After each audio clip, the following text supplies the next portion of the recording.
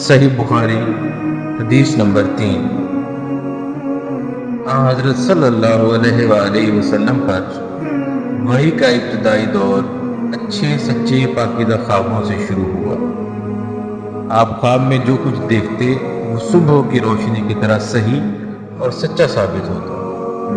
پھر من جانب قدرت آپ تنہائی پسند ہو گئے اور آپ صلی اللہ علیہ وآلہ وسلم نے غار حرا میں خلوت نشینی اختیار فرمائی اور کئی دن اور رات وہاں مسلسل عبادت اور یاد الہی اور ذکر و فکر میں مشغول رہتے۔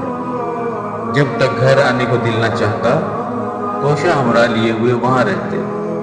توشہ ختم ہونے پر ہی اہلیہ محترمہ حضرت خدیجہ رضی اللہ تعالی عنہا کے پاس تشریف لاتے اور کچھ توشہ ہمراہ لے کر پھر وہاں جا کر خلوت گزین ہو جاتے۔ یہی طریقہ جاری رہا یہاں تک کہ آپ پر حق منکشف ہو گیا اور آپ غار حرا میں ہی قیام پذیر تھے کہ اچانک حضرت جبرائیل علیہ السلام آپ کے پاس حاضر ہوئے اور کہنے لگے کہ اے محمد پڑھو۔ آپ فرماتے ہیں کہ میں نے کہا میں پڑھنا نہیں جانتا۔ آپ صلی اللہ علیہ وآلہ وسلم فرماتے ہیں کہ فرشتے نے مجھے پکڑ کر اتنی زور سے بھیجا کہ میری طاقت جواب دے گئی۔ پھر مجھے چھوڑ کر کہا کہ پڑھو۔ میں نے پھر وہی جواب دیا کہ میں پڑھا ہوا نہیں ہوں۔ اس فرشتے نے مجھ کو نہایت ہی زور سے بھیجا کہ مجھ کو سخت تکلیف محسوس ہوئی۔ پھر اس نے کہا کہ پڑھ۔ میں نے کہا کہ میں پڑھا ہوا نہیں ہوں۔ فرشتے نے تیسری بار مجھ کو پکڑا اور تیسری مرتبہ پھر مجھ کو بھیجا، پھر مجھے چھوڑ دیا اور کہنے لگا کہ پڑھو اپنے رب کے نام کی مدد سے جس نے پیدا کیا اور انسان کو خون کی پھٹکی سے بنایا۔ پڑھو اور آپ کا رب بہت ہی مہربانیاں کرنے والا ہے۔ بس یہی آیتیں آپ حضرت جبرائیل علیہ السلام سے سن کر اس حال میں غار حرا سے واپس ہوئے کہ آپ کا دل اس انوکھے واقعے سے کانپ رہا تھا۔ آپ حضرت خدیجہ کے پاس تشریف لائے اور فرمائے کہ مجھے کمبل اڑا دو، مجھے کمبل اڑا دو۔ انہوں نے آپ کو کمبل اڑا دیا۔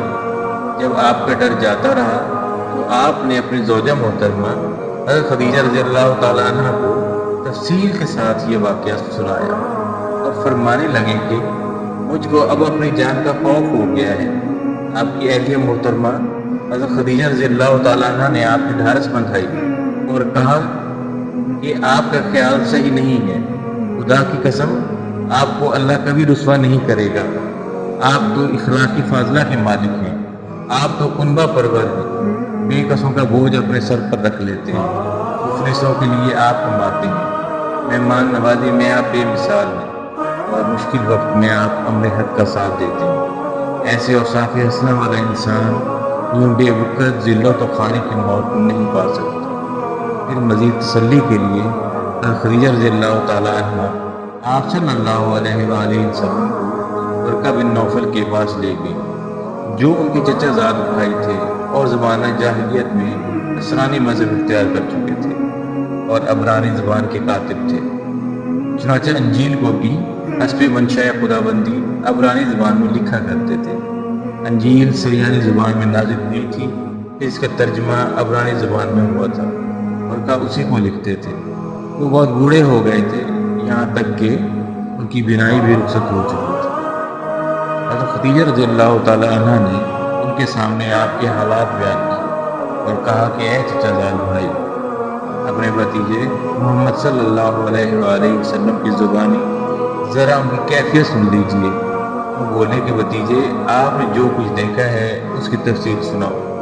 چنانچہ آپ صلی اللہ علیہ وآلہ وسلم نے اول تا آخر پورا واقعہ سنایا، جسے سن کر ورقہ بے اختیار ہو کر بول اٹھے کہ یہ تو وہی ناموس معزز رازدان فرشتہ ہے جسے اللہ نے حضرت موسیٰ علیہ السلام پر وحی دے کر بھیجا تھا۔ کاش میں آپ کے اس عہد نبوت کے شروع ہونے پر جوان پر ہوتا، کاش میں اس وقت تک زندہ رہتا جبکہ آپ کی قوم آپ کو اس شہر سے نکال دے گی۔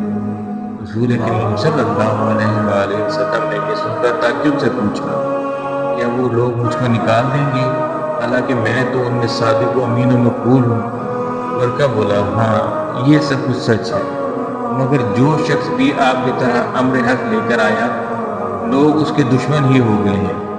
اگر مجھے آپ کی نبوت کا وہ زمانہ مل جائے تو میں آپ کی پوری مدد کروں گا، مگر برکا کچھ دنوں کے بعد انتقال کر گئی۔ پھر کچھ عرصے تک وہی قیامت موقوف رہی۔